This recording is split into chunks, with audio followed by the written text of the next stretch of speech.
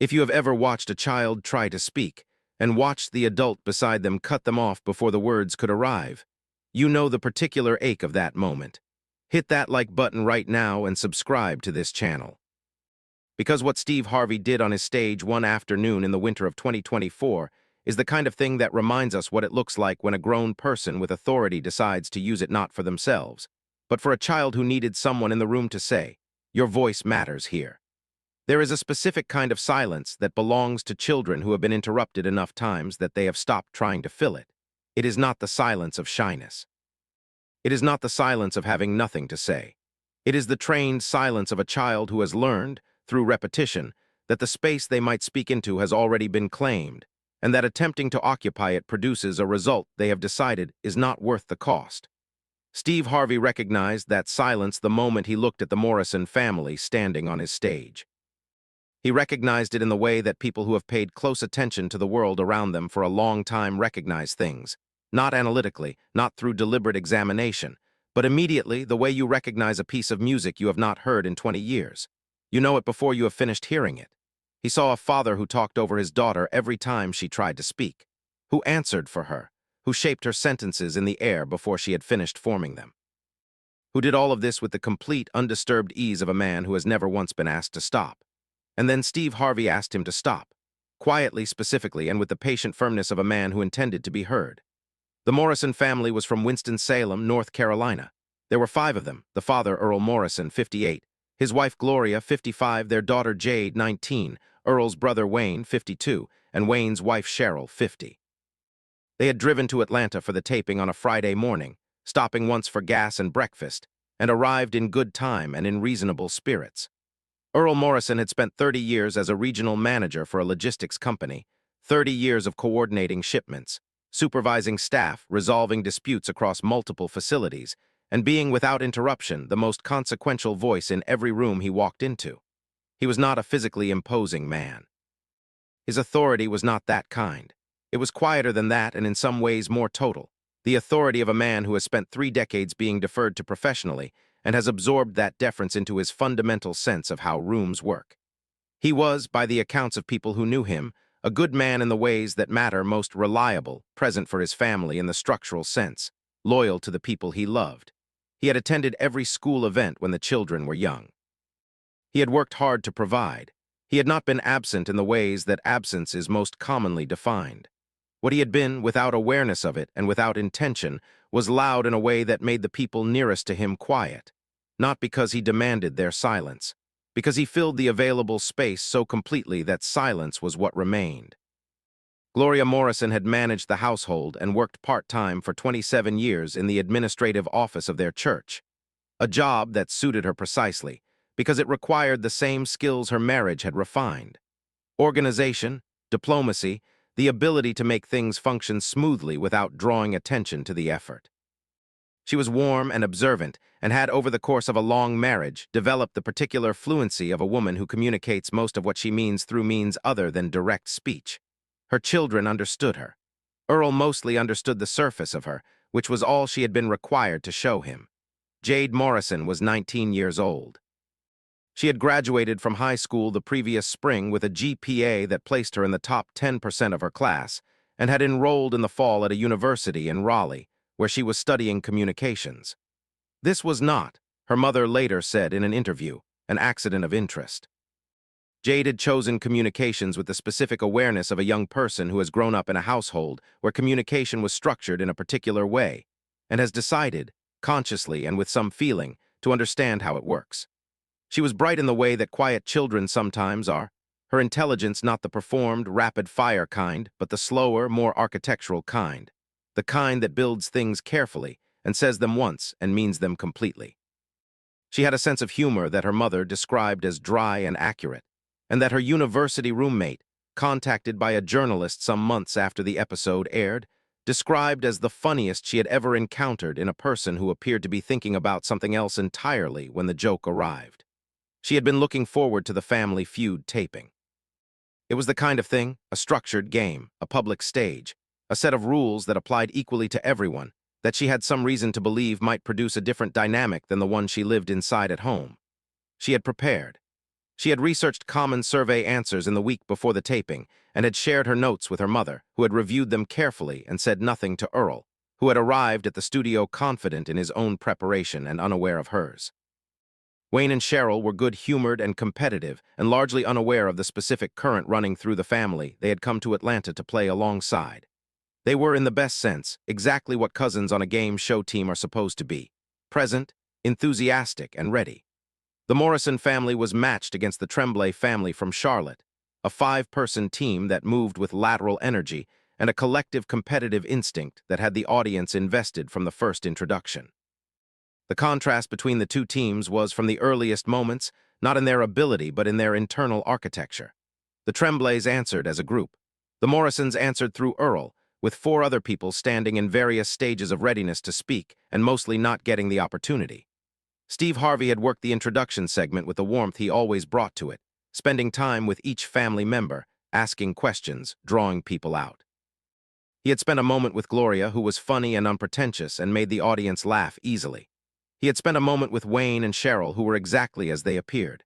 He had turned to Jade, asked her about her studies, and she had begun to answer with the specific, considered quality that characterized her speech, building towards something that the audience was beginning to track, when Earl, 2 people to her right, completed her sentence for her. Not rudely, not loudly. In the easy, reflexive way of a man who has been completing his daughter's sentences for 19 years and has never once received a signal that this was not the correct thing to do. Jade stopped, not with visible frustration, with the smooth, practiced adjustment of someone who has hit this particular wall many times and has developed a technique for redirecting around it. She smiled and deferred to whatever her father had substituted for her answer, and Steve had continued the segment and the moment had passed. But Steve Harvey had not passed through it. He had walked through it carefully, the way you walk through a room where the floor is not entirely reliable, noting where it gave and where it held. The first round of the game produced the same pattern in cleaner relief. Jade answered one question, fast, precise, the top-ranked response, and the audience responded with warm applause. Earl nodded as if confirming a result he had anticipated. When the next question was asked, Jade moved toward the buzzer and Earl hit it first. His answer was wrong. The audience absorbed the miss with the sympathetic noise that game show audiences produce for wrong answers and moved on. In the transition before the second round, Steve brought the family into a conversational exchange, as he often does, asking questions, loosening the energy between segments. He turned to Jade and asked her directly, what was she studying and what did she want to do with it? Jade opened her mouth. Earl answered. He described her program, her plans, her likely career trajectory, the firm she might eventually work for. He spoke for 45 seconds. He spoke with the fluency and the detail of a man who was proud of his daughter and believed that communicating that pride constituted the same thing as allowing her to speak. Jade stood beside him with her hands at her sides. Her face was composed. Her eyes briefly went to her mother. Gloria was looking at the floor.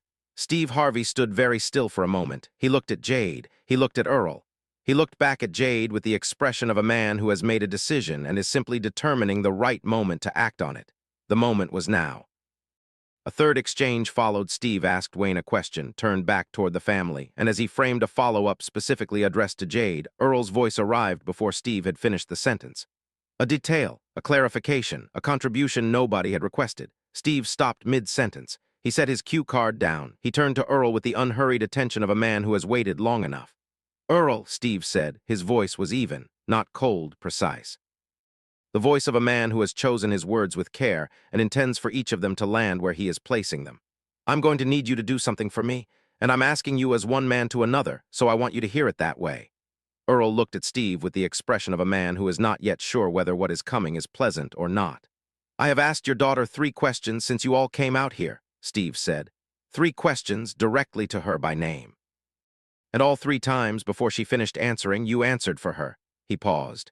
I need you to stop doing that. The studio was absolutely still.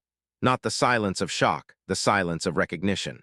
The particular quality of silence that descends on a room when something true and overdue is being said plainly, and the room has been waiting for it without knowing it was waiting.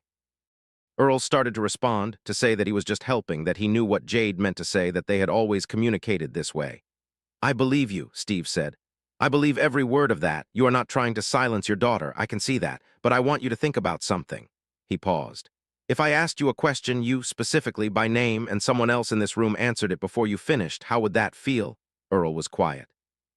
I'll tell you how it would feel, Steve said.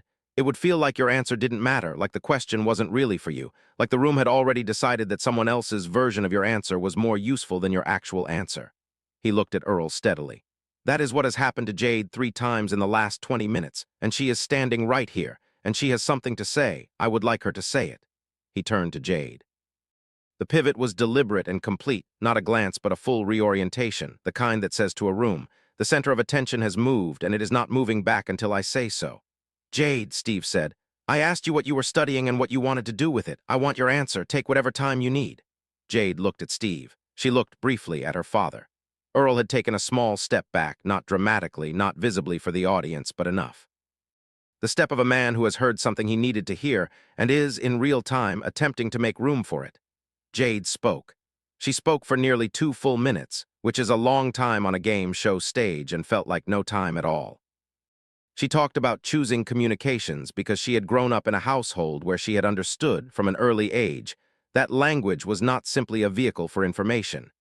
It was a structure of power, and that different people in the same room had different amounts of access to it, and that she wanted to understand why. She talked about the specific paper she was writing that semester, about the relationship between interruption patterns in family conversation and confidence outcomes in young women. She talked about her professor, who had assigned a piece of research that had made her feel, she said, like the thing she had been observing her whole life had a name and a literature, and people who studied it seriously. She said all of this in the measured, architectural way that was her natural register, building the thought carefully from the foundation up, and the audience received it with the quality of attention that comes when a room realizes it is listening to someone who has been waiting a long time for this specific kind of space. When she finished, Steve Harvey looked at her for a moment without speaking. Then he looked at the audience. Then he looked at Earl. Earl Morrison was not looking at Steve. He was looking at his daughter. His expression was not the expression of a man who had been corrected. It was the expression of a man who had just heard his daughter fully, perhaps for the first time, and was in the process of understanding what that meant about all the times he had not. When he spoke, his voice was quieter than it had been at any point in the afternoon. I didn't know you felt that way, he said, not to Steve, to Jade. Jade looked at her father. I know, Dad, she said. That's kind of the point. The audience responded with the warm, layered sound of a room that has just witnessed a real thing happen between 2 real people, and understands the privilege of having been present for it. The game resumed, and the dynamics on the Morrison side of the stage were observably different from the opening rounds. Earl answered when it was clearly his moment and waited, visibly, when it was not. Jade hit the buzzer 3 times in the second and third rounds and answered each time without being preceded or followed by her father's voice. Her answers were strong, 1 top-ranked, 2 in the top 3, and the audience's response to each of them had a specific quality that went beyond appreciation for a correct answer. It was the response of people who had watched something shift and were witnessing the result of the shift in real time. The Morrisons lost the main game to the Tremblays by a narrow margin. They reached fast money but fell short of the prize. None of that appeared to the people in that studio to be remotely the most significant thing that had happened that afternoon. The episode aired 8 weeks later. The clip, Steve's exchange with Earl, the pivot to Jade, Jade's 2-minute answer and Earl's response, was viewed 19 million times within the first 48 hours. It traveled with particular speed through 2 communities, women who had grown up in households with a dominant parent and recognized the specific texture of what they were watching, and parents, fathers especially, who watched the clip and sat with a discomfort that several of them, in subsequent public comments, described as the productive and necessary kind. The responses were notable for their precision. People did not write in generalities about silencing or about family dynamics in the abstract.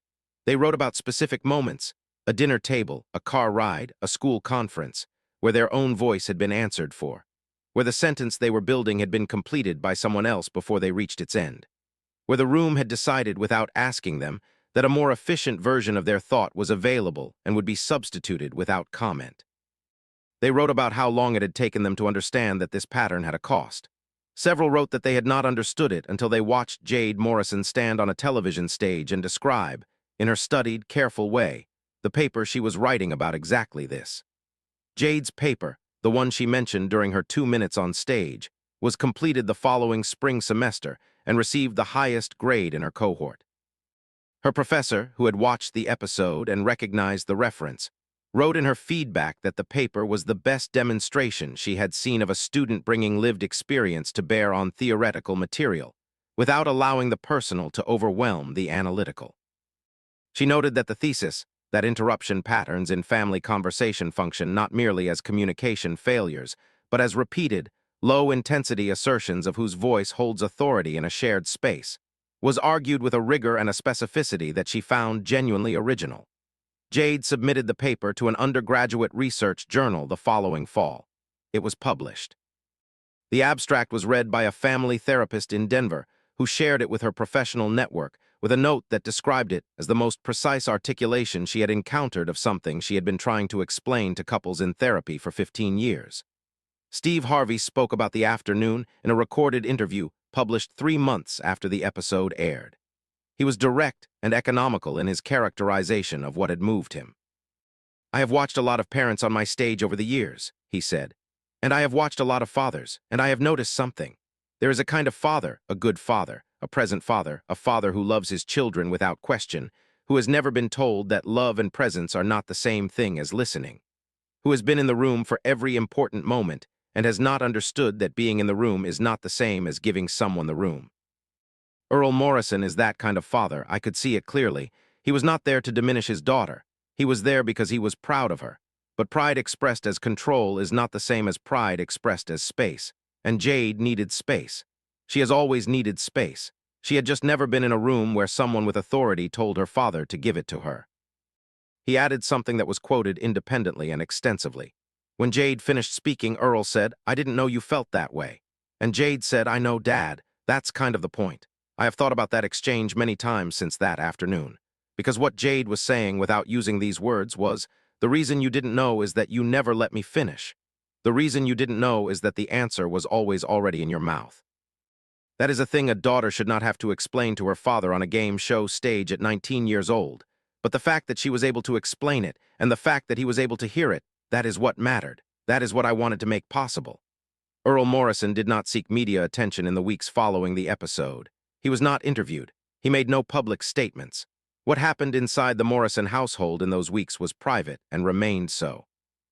The one piece of information that became known, shared publicly by Gloria in a brief and gracious social media post that she deleted after a week but that had already been screenshot and circulated, was that Earl had asked Jade at dinner one evening after the episode aired to tell him about her research.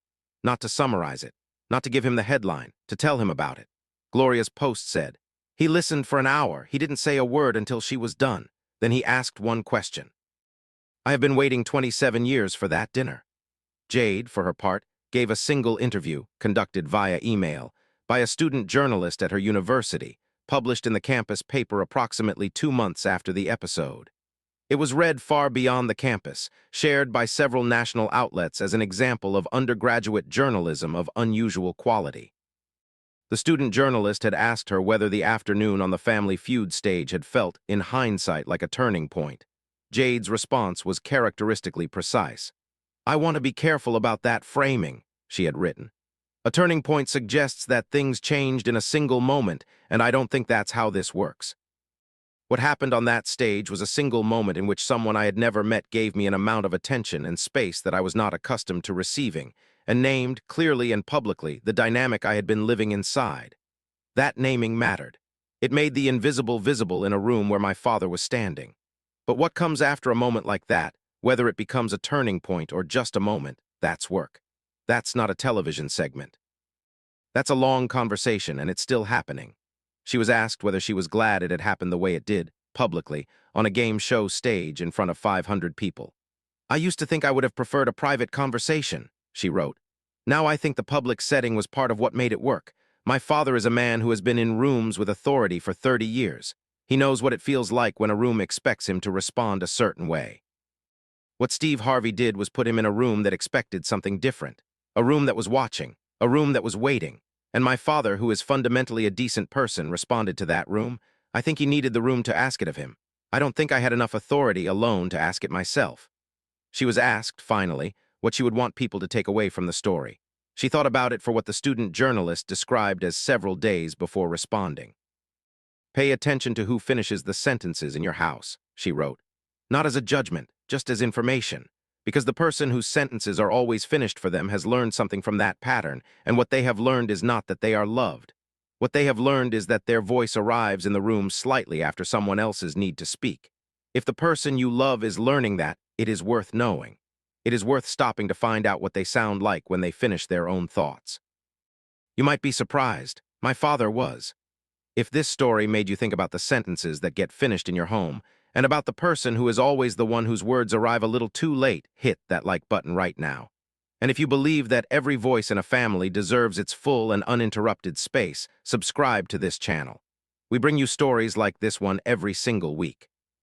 Stories about real families, real patterns, and the moments when someone decides it is time for things to be different. We will see you in the next one.